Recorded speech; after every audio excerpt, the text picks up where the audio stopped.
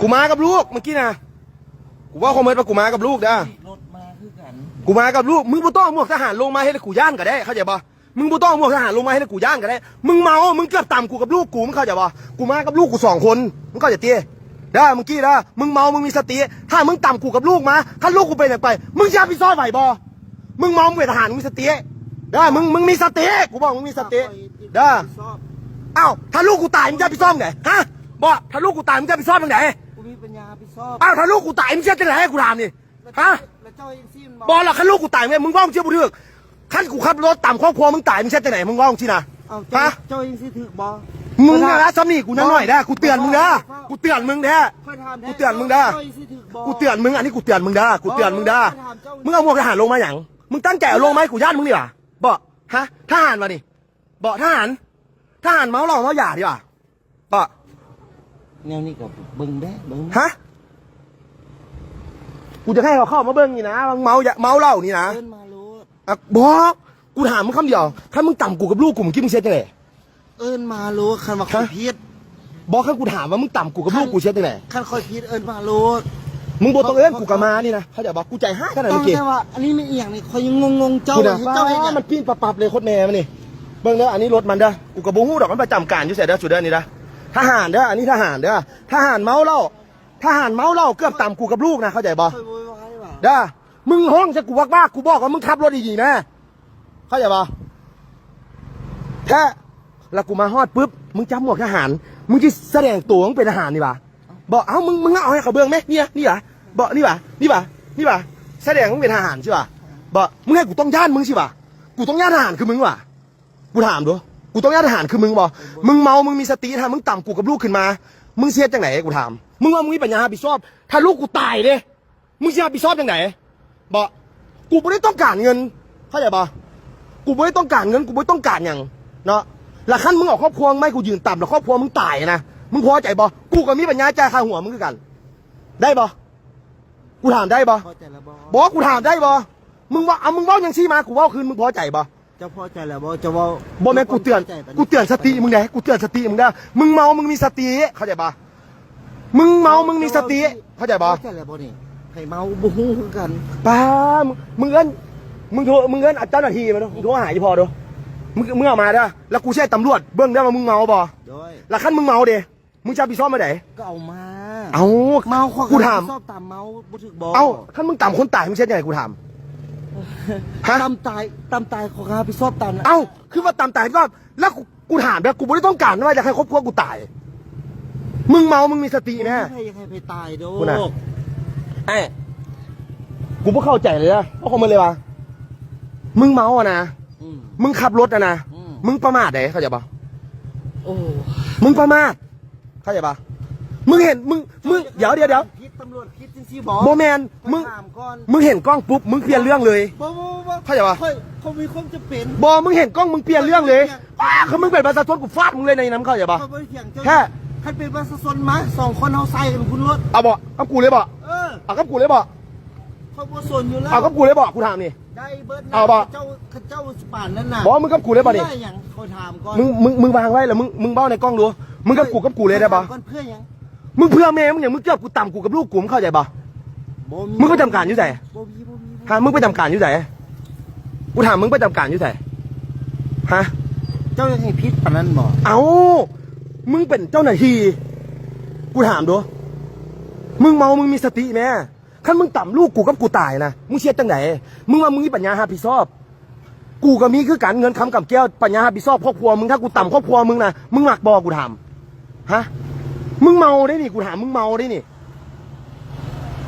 เจ้าเสือนบอกกูเชื่อเจ้าหน้าที่มาว่ามึงเมาแท้บอเข้าใจปะ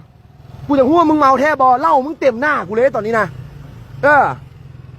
บิ่งได้เบิ่งได้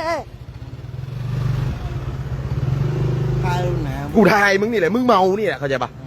เบิ่งเด้ออันนี้ทหารเด้อทหารประจำที่ใส่คอยโบหู้เนาะเกือบต่ำกูกับลูกกูเมื่อกี้นะถ้ากูบุหรี่เมื่อกี้ไม่กูตายเลยเนาะอันนี้กูเว้าคอมเมนต์เลยเนาะกูกับโบหู้มาได้ใส่เนาะกูขี่มาหาเมื่อกี้เนาะมีการเอาหมวกทหารเอาอย่างลงมามึงคิดว่ามึงชิมาคู่กูเนี่ยมึงเป็นทหารใช่ป่ะว่าแท้ค่อยเอาหมวกมาคู่โบเมียนมึงชิแสดงตัวตนมึงเป็นเจ้าหน้าที่แล้วให้กูย่านบอก กูต้องย่านมึงล่ะมึงเฮ็ดผิดกูต้องย่านมึงล่ะ เขาถามแท้เขามองมาคู่เจ้าเพื่อ มึงเฮ็ดผิดกูต้องย่านมึงล่ะกูถามเด้อ เขามองมาคู่ บ่แม่น ย่านมั่วกันวะ กูบ่ได้ย่านมึงเด้อคนก็กูน่ะกูบ่ได้ย่านมึงพร้อมเข้าใจปะแต่ว่ามึงบ่ต้องแสดงตัวตนก็ได้ว่ามึงเป็นเจ้าหน้าที่เข้าใจปะเข้าใจปะมึงบ่ต้องแสดงตัวตนก็ได้ว่ามึงเป็นเจ้าหน้าที่ให้กูย่านมึงอะนะเข้าใจปะกูบ่ได้ย่านมึงเลยนะมึงโทรเรียกก้อยกูอีนะ ล้มกันเอาบุตีกันได้ปะ บอกข่อยบ่ตีให้แต่ว่าข่อยเกือบตีมันเลยให้เขาบอกคนหมดเลย อยากตีค่อยมา ให้ อยากตีมาตี มึงขี่เกือบต่ำข่อยกับลูกข่อยนะไอ้ข่อยขี่นะข่อยมากับลูกข่อย2 คนมันขี่รถหักข้ามเลนมาเลยนะไอ้ถ้าเราค่อยถามเหตุผลมันมาถ้ามันต่ำกับลูกข่อยตายเชี่ยจังไหนมันว่ามันนี่เป็นยังครับพี่ชอบมันว่าจังที่ถือบอกเขาถาม ได้แล้วครับตรง เนี่ย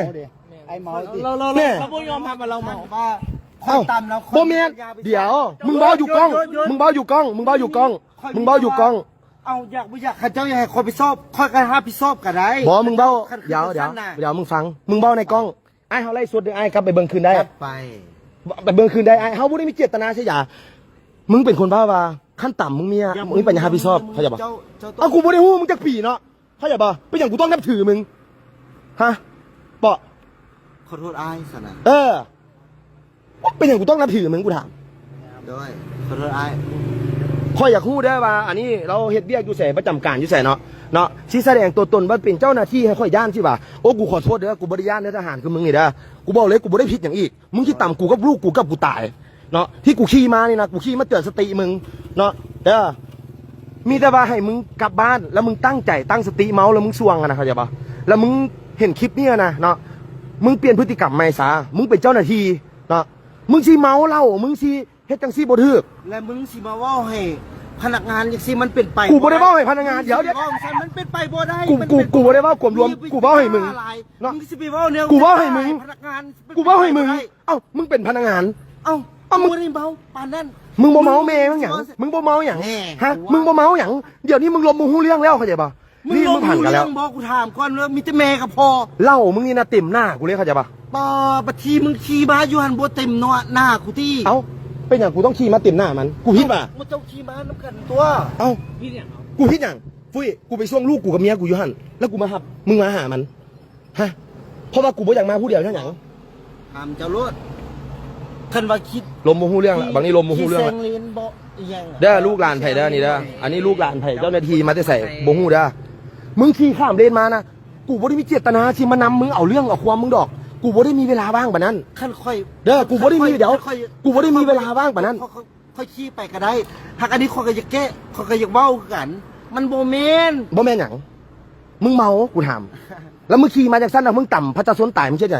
กูก็บ่ฮู้ดอกว่ามึงเป็นพนักงานหรือหยังบ่เนาะแต่ชุดที่มึงใส่มันชุดพนักงานเนาะมึงแบบ พนักงานเลย มึงจับหมวกออกมามึงแสดงตัวตนคือมึงเป็นพนัก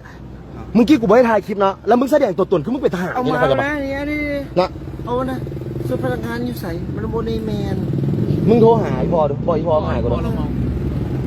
มึงโทรหาอีพ่อเดี๋ยวพ่อมาหากูดู ก็ได้ บินเราไม่ต้องมองได้ บินไป ยังบนหันใหญ่ แน่มึงออกมาจากห้างเนี่ยมึงเมาได้แท้มึงยังหนีบินอีกเอ้ามึงหนีบินเลยนี่เอ้าเมาแล้วหนีบินบัดนี้เอ้าเอ้า เบียร์สองแก้วนะให้นี่เก้นสองแก้ว เอ้าบ้านี่พนักงานมาน้ำบินบัดนี้พนักงานมาน้ำบินเอ้ามึงเชื่อใจไหนมึงมองบ่เมามึงเบิ่งแม่เอาแม่นี่เขามีหลักฐาน ที่พนักงานก็มีอ่ะห้านปิ้งเป็ดห้านไหนบุ้งมานำบินด้วยกัน แน่เอาเด้อโอ้มึงเข้าแก๊ปกูเลยบัดนี้นะกูบอกเลยมึงมาได้ใส่กูบ่ฮู้เด้อป้ายรถกด7277เนาะอันนี้เป็นพนักงานได้ใส่มาบ่ฮู้เนาะไปกินแล้วหนีบินอีกเนาะถ้าค่อยเว้าผิดค่อยขอโทษเด้อว่าเราแม่นพนักงานหรือบ่เป็นพนักงาน แต่ว่ามึงกี้นี่เราแสดงตัวตนคือเราเป็นพนักงานนี่นะมึงย่างลงมาให้ได้กูย่านมึงก็ต้องเป็นพนักงานเชื่อเนาะกูบ่ได้ย่านมึงเด้อกูบอกไว้สำนีก่อนนะแล้วอีกอย่างบินนะมึงหนีบินเข้ามาให้หยังมึงคือบ่จ่ายบินเขามึงก็บ่จ่ายฮะ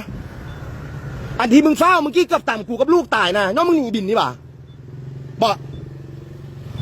ต่อแม่ บินก็ไม่ได้แพงนะบิน80,000เจ้าหนีเนี่ยเขาก็เข้าใจ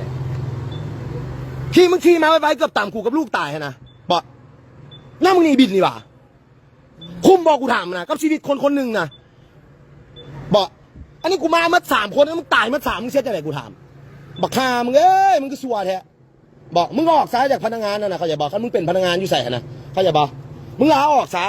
ด้วย มึงเห็นชีวิตคนอื่นนะบุพิคาจังหน่อยเข้าใจปะกูไม่แปลกใจหรอกแต่มึงเบิ่งบุคลิกมึงนี่นะเข้าใจปะ มึงเมามึงขี่หนีบินเฮ็ดหยังบอก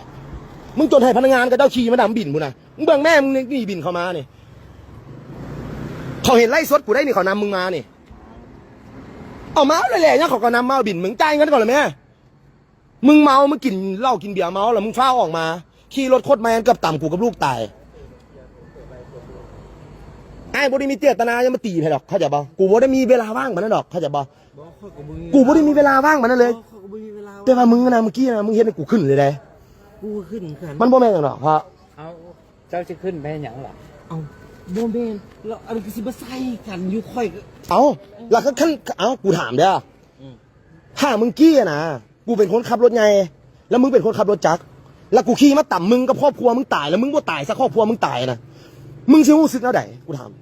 กูขี่เข้ามา ขี่แม่มึงอย่างมึงเหยียบเต็มคันเร่งเลยนะเมื่อกี้นะเข้าใจป่ะ ก็ดีๆก่อน แล้วสุดท้ายเอาเมื่อกี้อยู่ในคลิปก็มีแล้วมันว่ามันมีปัญมันมีปัญญาหาผิดชอบกูบ่ได้ต้องการเงินบ่ได้ต้องการคำเข้าใจป่ะบ่อยู่ในคลิปมีอยู่ในคลิปมี ตำตายไปครับพี่ชอบค่อยว่าอยากไม่อยากค่อยให้ตำเนี่ยแม่ เอ้า บ่ได้ตำ เดี๋ยวถ้ามันต่ำขึ้นมานะมึงเสียจากไหนกูถามที่ใจมึงนี่นะฮะถ้ามึงต่ำขึ้นมาแล้วมีคนตายมึงเสียจากไหนมึงตอบกูดูคำว่าพนักงานนี่ ค่อยบ่ได้โคตรต่ำอยากไม่อยากไปขี่มา มันตอบ อยู่แล้ว คุณน่ะ แต่ประเดี๋ยวเจ้าก็ลีค่อยอยู่แล้วเอิ้นใส่ค่อยบ้า เดี๋ยว อยู่หั่น ถ้ากูบุหรี่มึงคือมึงต่ำกูแปลกวันใดที่กูต้องบุหรี่มึงถ้ากูบุหรี่ แต่ว่าค่อยต้องขี่เข้าห้องห้อง พ่อแม่มึงอย่างเรียนนี่นะมึงข้ามมาฝากพี่แล้วมึงเข้าใจบ่มึงเมานะมึงเข้าใจที เบิดมือเอ็ดแม่มึงนี่ บอกกูชี้ให้กับเจ้ากูบ่ได้มีอย่างกูตั้งไล่สดให้เขาเบิ่งมึงไงนะแค่ ไล่กันนะเขาบ่ได้ตื่นนี่น้อย เบิ่งเด้อพนักงานอยู่ใส่เด้ออันนี้พนักงานอยู่ใส่คอยกับบุ้งเนาะเมาเลยแบบนี่บินพร้อมนี่บินพร้อมเนาะนี่บินพร้อมไปกินไม่ใช่ก่อนไปกินมาแต่ห้านึงเขาก็มาน้ำมันบ่ อื่นแล้วมันจะนำมาจะบุกจะถึงเท่าไหร่แล้วมากินทานเอาอีกไม่กินทานเอาต่อ แม่นบ่ มากินทานเอาต่อแล้วก็มีมา ถามก่อนเป็นอย่างขึ้นนี่บินเขาตอบเด้อ เขามีเงินใจเขา อ้าวบ่มีเงินจ่ายก็ไปกินข้าวกินน้ำห้านเขา เพราะว่า ฮะเจ้าบ่อีตนเขาว่าเขาหาเช้ากินค่ำคือกัน มันบ่ มันบ่แม่นหยังเขาหาเช้ากินค่ำเจ้าบ่อีตนเขาว่า ซ้ำมาแล้ว เอา ข้าเจ้าฮู้แล้วอย่าระวังเด้อ เอาระวังอีหยังค่อยระวังเอาคู่กูได้นี่มึงคู่กูได้นี่ระวังอย่างกูถามมึงคู่กูได้นี่มึงคู่กูได้กูต้องระวังอย่างมึงบ่กูต้องระวังอย่างมึงบ่กูต้องระวังอย่างมึงฮะกูต้องระวังอย่างมึงคำเมามึงคู่กูได้นี่มึงว่าคันหูมึงระวังเด้อมึงใช่อย่างกู คันฮู้ เดี๋ยวปะขอเฮ็ดเอง พราะว่าผู้นั้นเขาหันไปจ่ายแล้วค่อยหัน ผู้ใดจ่ายเฮ้ยโซดา ผมไม่มีใครจ่ายไอ้ เอามาตอบดูมาตอบ เจ้านั่งกินเบียร์อยู่แล้วเจ้าออกไปเลยพนักงานแค่นำเจ้า ไม่ได้ผู้เดียว แม่นแล้วผู้เดียว บอกแบ็คจับโทรศัพท์จับโทรศัพท์เปิดไปเปิดเนี่ยมันหนึ่งมันนะ กลับบ้านเลยครับกลับบ้านเลยครับเป็นญาติหรอกใครนะไปเป็นของการบ้านเลยซะบ่ให้ โบแมนโบยทางกันบ้านค่อยถามจิตใจเจ้าเพราะหมายเจ้าชินีบินเขามาหยังเมื่อกี้นายเปิ้ลค่อยขี่มากับลูกเกือบมันต่ำค่อยกับลูกมันเหยียบเต็มคันเร่งเลยนะเข้าใจบ่เราค่อยถามมันมา ถ้าสมมุติว่ามึงต่ำกับกูกับลูกตายมึงเช็ดยังไงมันนั่นมีปัญญารับผิดชอบคำว่ามันถูกบ่ เงาให้ครอบครัวไม่กูตามตาย มึงเอาครอบครัวให้กูต่ำได้บ่ วิชาพิซซ่าหรอกไว้ ครอบครัวเลยว่า ปากูมีหลักฐานนะกูมีหลักฐาน กูมีหลักฐานเดี๋ยวนี้นะ เจ้าเจอน้องค่อยดีแล้วเจอค่อยจะถึงตีนแล้วเมื่อกี้นี้ ค่อยมีหลักฐานมือให้แล้วเจ้าสิมาเจ้าบ่เมาจังสิบ่เมาจังไหนเจ้าหนีบินมา ตายเป็นการมีปัญญาใจข้างหัวเขาเนาะ บอกกูบ่ได้ใหญ่ห้านะกูอยากให้แต่อันมาเกือบต่ำกูกับลูกตายนี่นะ แล้วมันว่า เข้าใจปะ เขากลัวไปถึงหักเลย เบิ่งเอาเด้ออันนี้พนักงานอยู่เฉยๆค่อยบ่ฮู้เด้อแต่ว่าเมื่อกี้นี่ค่อยอยากให้ได้คือว่าเกือบต่ำค่อยกับลูกตายนะเด้อค่อยเหลือใจอันเดียวนั่นแหละเนาะถ้าเราเป็นพนักงานอยู่ใส่ให้เจ้าพิจารณาใหม่เด้อเนาะให้เจ้าพิจารณาใหม่เนาะ ก็ที่ว่าไอ้เมาไอ้ก็ว่าเมาแล้วก็แล้วพวกน้องก็ว่าอย่างกันไอ้ฮับพิษแล้วก็ว่าเจ้าเมาพวกเขากับพวกใจขึ้นกันไอ้เถียงไปเถียงไม้นะเจ้าฮู้ตี้เจ้าด่าแม่ค่อยด่าแม่เจ้าจะสาดน้ำใส่ค่อยน้ำจำกับเปียก แต่ว่าก็ถามเด้อมันแปลกบ่ที่ค่อยอารมณ์ร้อนย้อนหยังถ้าสมมุติว่าค่อยเป็นคนขับรถแล้วเกือบต่ำเจ้ากับลูกตายนะเจ้าชิฮู้สึกคือค่อยดอกไอ้ แต่ว่าอันนี้มัน เด้อ คุณอยากให้ไอ้มันคือกรณีว่ามีว่าไอ้เมาแล้วก็ โอ้ยลงรถมาชี้แสดงตัวตนจับม่วงอย่างเงี้ยคือเป็นทหารเด้มันไม่ใช่ป่ะมึงก็ให้กูย่านพนักงานนี่ป่ะ ไอ้ลงรถมาไอ้จำหมวกมาซูมสิบ่ บ่ได้โซแต่ว่ามึงพฤติกรรมมึงนะป้ามึงแสดงคือแบบ คือมึงพยายามแสดงมึงเป็นเจ้าหน้าที่ให้กูนี่ย่านเข้าใจป่ะกูจึงจับโทรศัพท์เนี่ยมาถ่ายเด้อคนก็ค่อยนะค่อยบุมีเวลาว่างมาเสียเวลากับคนแบบเดี๋ยวนี้หรอกไอ้ค่อยเอาเวลาไปทำมาหากินดีกว่า แต่ค่อยอย่ามาเตือนสติเจ้าไอ้ เจ้ามันมีค่า เด้อแล้วผู้ใดที่บา มันเวลามีค่าไอ้แต่ว่าชีวิตคนนี่มันมีค่า ไอ้ เกิดอุบัติเหตุขึ้นมาไม่ใช่ว่าไอ้รับผิดชอบได้ค่อยรับผิดชอบได้นี่เขาตามเขาตายค่อย โอ้ยสายค่อยบ่เห็นว่าค่อยขี่มาไปตำเขาแล้วว่า คุณน่ะที่ไปต่ำเขา ได้เด็ดขาด ถ้าค่อยบุหรี่มันเจ้าต่ำไอ้ค่อยถามดูค่อยตั้งใจขี้มาหาเรื่องเจ้าเพื่ออย่างค่อยถามดูบ่ ที่ว่าสรุปยังไงมาตอนนี้แชร์ว่าที่ไหนอย่างกับว่า บ่มีแต่บางชี้เราเมาเนาะเรานี่ดีบินมาจากห้านเขามันมาจากห้างเราอีก นี่ดีบินมาจากห้านเขาแล้วจึงเฝ้านี่เข้าใจป่ะ ปุ้ยปัญหาดอกตัว บ่เจ้ามีแล้วเจ้าหนีมานี่สติได้เด้อเขาบอกว่ามันไอ้ขอชี้บอกเด้อชีวิตทุกคนมีค่าได้เด้อเดี๋ยวถือกับครอบครัวแผ่กับถือกับครอบครัวแผ่กับบ่มักเด้อเด้อ เบิ้ง เข้าใจป่ะ เอาตัวจริงครับ บอกพวกเขาก็บริอย่างเจ้าดอกไม่ได้ จ้า อันนี้ไม่ได้น้องค่อยมันมีความใจให้ เบิ้งตัวจริง แต่ค่อยอยากเตือนเจ้าไอ้ชีวิตทุกคนมีค่าไอ้ ไผ่ก็ชีวิตทุกคนไผ่สิบุมีค่า ฉะนั้นแล้วนะเจ้าเมาเจ้าตั้งสติไอ้เนาะถ้าเจ้าขับบ่ได้เจ้าก็ให้คนอื่นครอบครัวมาขับ แต่ถ้าเจ้าเมาแล้วเจ้าชี้สร้างความเดือดร้อนให้คนอื่นนะมื้อหน้าเจ้าจะกินไอ้อันนี้ค่อยเตือนเจ้าเด้อเนาะถ้าเจ้าไปต่ำคนอื่นแล้วคนอื่นเสียชีวิตมันบ่คุ้มค่าดอกไอ้ได้เด้อแล้วมันบ่มีผู้ใดดอกอยากได้เงินค่าชดเชยมันมีปัญญาหับไส้ทุกคนเขาอยากได้ชีวิตเขาบ่ได้ต้องการเงินไอ้เพราะอยากเตือนเจ้าไว้ซ้ำนี่ได้เด้อเจ้าเมามื้อหน้าเจ้าฮู้ข้อเสียเจ้าเนาะถ้าเจ้าเมาไอ้เจ้าบ่ต้องขับไอ้มื้อหน้านะไอ้เด้อเจ้าเมาเจ้าบ่ต้องขับไอ้เนาะเจ้าบ่ต้องขับเลยเพราะว่าถ้าเจ้าขับแล้วเจ้าที่เฮ็ดให้คนอื่นเดือดร้อนนี่นะมันบ่ดีได้ไอ้เด้อมันบ่ดีไอ้เขาบอกมันบ่ดีเลยมีสติได้เด้อเว้าดีมีสติค่อยฟังคำเว้าเจ้านี่ก็คือจะเป็นพนักงานเนาะสะหงสหายก็จะเว้าแบบให้เจ้าสวงเมาแล้วจะตั้งสติซะเนาะขอเว้าคอมเมนต์ มีแต่เช่คันว่าบอนั่นกับยาแล้วหรอกมีแต่เอาเบอร์ไว้มือแล้วก็มาล้มกัน ข่อยบ่ลมมีแต่ว่าเจ้าไปจ่ายบินเขาแล้ว ใจบินอะไรกันแล้วมีแต่ 80,000ในเสื้อนี่ เอา80,000เจ้าหนีเฮ็ดหยัง เขาบ่ได้หนี บ่ดีจังได๋เขานำมานี่ เขาบ่ได้หนี คำเบ้าเนาะปั๊บไปเนาะบ่แม่นข่อยอีก พนักงานพนักงาน โอ้ยตายแล้ว แล้วค่อยซื้อเจ้า เรา เสื้อ คือผู้สาวได้เลยโคตรเป็นบ้าเลยเท่าไหร่ก็ยังโคตรต้องดีซ่าไหม ถ้ามึงไปเก็บเส้นอย่างคันเจ้าจ่าย80 ขอโทษเด้อขอโทษเด้อขอโทษเด้อขอโทษเด้อหน้าบ้านเจ้าน่ะขอโทษเด้อ โทรศัพท์ครับอยู่ในของ บ้านไอ้เสร็จ เพราะบ่มีปัญหา บอกว่าเขาหมายเอาบ้านไอ้เสร็จถามคือ อยู่สิวิไลไหน บอกว่าได้อย่างถามแต่บอสันกับช่วงเมาช่วงอย่างบ่อย่ามาขอโทษขออย่างกันแล้วก็แล้วอ่ะบ่อยากเอา ข่อยเว้าในใจได้เด้อข่อยขี้ผู้เดียวมื้อนี้นะข่อยสิบ่โวยเลยข่อยเอาลูกข่อยเอามา2คนมื้อนี้นะไอ้ มันที่ใจให้ตรงที่ว่าไอ้ที่แบบเข้าใจคนเมาอะไรไปไอ้ก็ยอมรับชะตากรรมที่ไอ้ที่ไอ้ขอ แก้วง่ายรถแก้วนี่ คุยมึงก็เจ็บวิธีออกไปเลยอะขี้งัดพี่นะ จะสนใจว่าอยาก บอกมันบ่ถือกับค่อยถือก็มันเป็นค่อยกันเชื่อ โอ้โหไอ้ถือกับครอบครัวเลยครอบครัวได้ก็บ่มักนะไอ้ว่าคงหมดเลยไอ้ เขาจะเก็บลงมือ แค่ แล้ว ทางเทวันสุขคนว่าอยาก บอกว่าไอ้เพราะว่าไอ้ว่าไอ้ครับมีปัญญาครับ เดี๋ยวฟังได้เด้อน้องเดี๋ยวน้อง ขึ้นก็ได้ ได้เบิ่งได้น้องตั้งคำถามไอ้น้องตั้งคำถามไอ้ว่าไอ้ถ้าสมมุติว่ามึงกี้นะถ้าไอ้ต่ำพวกข่อยนะแล้วลูกข่อยเสียชีวิตนะเจ้าเสียได้ไหนเจ้าว่าข่อยมีปัญญารับผิดชอบ รถ อ่ะ พอมีคนมีแต่ว่า เดี๋ยวข่อยไอ้เบิ่งคืน ไปแล้วว่า คนมีแต่ว่าอยากบ่อยากหันคนก็สิเบิ่งคืน ตูหน้าเบิ่งคืนปะ เอาบ่เสื้อเบิ่งคืนก็ได้ จะสวงเมาจะมาเบิ่งคลิปคืนได้ โอ้ย ได้ โอ้ย จะสวงเมาจะมาเบิ่งคลิปคืนได้ บ่ ได้ ค่อยสิเว้าบ่มีเหตุผลปานนั้นดอก ถ้าเป็นตะกี้นะไอ้ข่อยบ่ได้ลมยาวกับเจ้าเลยเพราะว่าอีหลี เพื่อ แล้วคำเบ้าเจ้ามึงกี้นี่นะระวังเด้อจากชั้นอย่างซี่นะถ้าหู้จากเจ้ามาระวังเด้อค่อยขอโทษเด้อเจ้าชิแม่นไผ่กับยาเจ้าเฮ็ดบ่ถูกค่อยก็ว่าตามบ่ถูกเจ้าบ่ต้องใช้คำว่ามาคูคือไปเจ้าแบบคือที่แบบเอาผู้ใหญ่สิอ่ะเอาผู้ใหญ่จะเป็น ผู้ใหญ่สิป่ะระวังให้ค่อยต้องระวังเจ้าสิป่ะ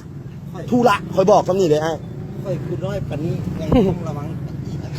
ค่อยคุณ ไปเบิ่งคลิปคืนไอ้ เมาให้ทอมตัวอย่างไรกับว่าตัวไรผิดไอ้เมาไอ้ โตมึงขี่มานะตอนลงรถมานะด้าตอนลงรถมานะยังบ่ได้ถ่ายวิวนะนั่งคนละม้วนถ่ายมาคุยรถเด้อมาเห็นปุ๊บนั่งเปลี่ยนม้วนเลยเมื่อกี้ อย่าเมาขี่รถคันสุว่าเลี้ยวพอคือจริงคันผิดเป็นจำเป็น พี่เขาขอโทษเขาแล้วกันแล้ว ต่างแต่ว่า อันนี้ห้องขี่ม้านี่ห้องขี่ม้านี่เขาก็ยังมาสลออยู่นี่ข้าเจ้าเอิญมานั่งถามรถว่าอันน่ะเขาผิดแท้ เดินแผลมานั่งถาม ว่าเจ้าขี่ม้านี่ข้อยก็ยังจอดอยู่นี่ว่าข้อยผิดแท้บ่ว่าคันสั้นข้อยขี่นี่เจ้ายังบ่ฮู้ซ้ำ มึงขี่คาบเลนมานะเข้าใจปะมึงขี่คาบเลนมาปุ๊บฮิตป่ะ อย่าเฝ้าหยุดข้อยยังขี่มาจอดอยู่ บ้าเลย เจ้าว่าข้อยขี่ ยัดอดบ่ได้นะประเทศเลย แม่นบ่ข้อย เอาชี้ซ้ายเจ้าตั้งสตินะเจ้าตั้งสติไปจ่ายบินเขาแล้วมืออื่นนะให้เจ้าเบิ่งคลิปข่อยเด้อแล้วเจ้าทวนตัวเองคืนเด้อ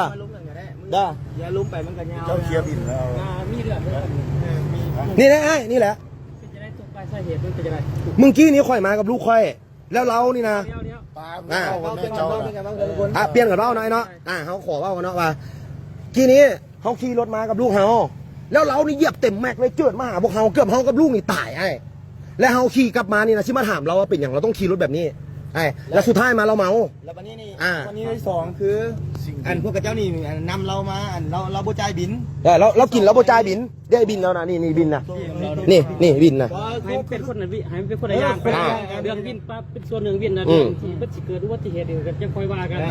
คือน้องเขาใจให้เนาะมันขี่รถมากับลูกแล้วเราว่าถ้าลูกเขาเสียชีวิตที่ไหนเราว่าเรามีครับเป็นงานรับผิดชอบขั้นค่อยต่ำลูกเราตายพอกันใส่ได้ก็มีเงินทุกคนก็มีเงิน เขามีวิดีโอนะตอนเราเบ้าเขามีวิดีโอตอนเราเบ้าเขามีวิดีโอไว้ ใส่กำลังอย่างนี้ถ้าใส่กำลังแมนฮาโบทายบิไล่สุดเลยนะทายเพื่อว่าอย่างนึงให้เกียรติสุดอย่างกับเบ้าไป แต่ว่าไอ้เราอาจจะเมาเนาะไอ้ก็เข้าใจว่าคุณเมานี่เป็นอย่างนี้แต่เขากับโบได้ว่าอย่างเราเมา โอ้ลงรถมาอีกเสียแดงตัวตุ่นเป็นเจ้าหน้าที่ใช่เขารถได้บางทีนอกยิงจุกโทรศัพท์มาถ่ายนี่คันมาโบได้เบ้าเนาะเพราะว่าวิดีโอนี่มันปิ้นบ่ได้เบิ่งวิดีโอได้เบิ่งขึ้นกันได้แล้วให้ไอ้เบิ่งกันได้ขึ้นเป็นสัญญาณพี่น้องเขาโบยมันโบว่าใจ อัน รู้ น่ะเอาอย่างที่ซะเนาะเพื่อว่าให้มันเป็นการรบกวนโดยอันน่ะไปตกลงกันอยู่บนที่มันคือว่าที่ยอมรับไรบ้านแล้วนะ ไปบนไหนครับก็จะค่อยว่ากันไปใช้ของการบัตรชีวิตได้เพราะว่าเคสนี้มันคือกับบัตรชีวิตได้ได้ชีวิตไรก็ได้โดยชีวิตไรก็ได้ ไปผมซะเนาะโอเคได้ไปหันซะ ในที่ทำนี่นะได้แต่ว่าอันนี้น้องบริมีเจตนาชิมมาว่าเรื่องความอะไรแต่คอยอยากเตือนสติเราให้เมาโบกขี่รถจังซี่ให้ จังคอยไปเว้ากันอยู่คุณไปเว้ากันยันโอเคไปตามนั้น มันอยู่หน้าบ้านคือว่าไปถ่ายอยู่ของการบัตรก่อนเลยนะจะเราไป พูดจากไอ้บอกอันก่อนอื่นมันขอเคลียร์บินเขาก็ดูแปลก ไป